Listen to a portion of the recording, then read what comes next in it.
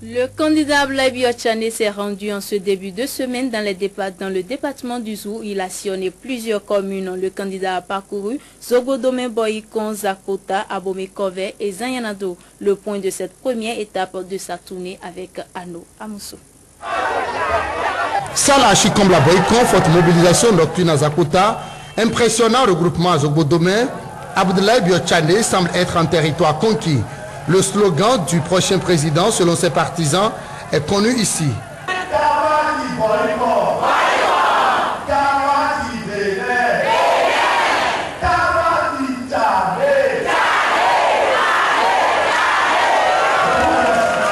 Pas de promesses démagogiques, serein mais incisif, l'homme qui dit détenir la réponse aux préoccupations des Béninois charme la population par la langue qui leur est plus accessible.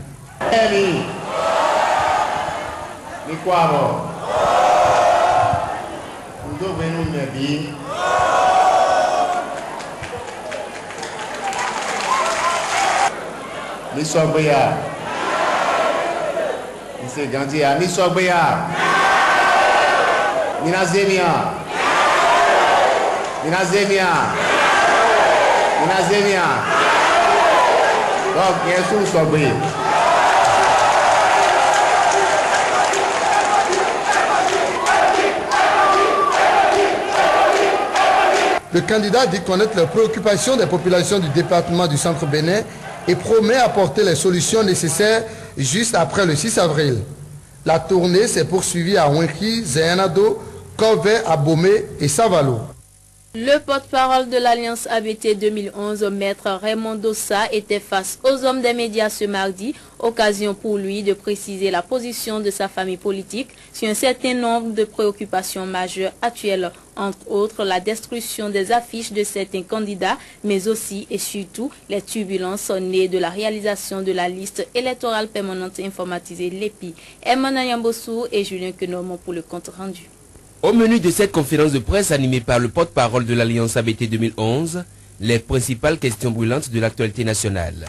De la destruction des affiches de certains candidats aux menaces et intimidations sur les actions de propagande de bien d'autres, sans oublier le remous autour de la liste électorale permanente informatisée et la dernière sortie du président de la Cour constitutionnelle, aucun de ces sujets n'a échappé au viseur de l'Alliance ABT 2011.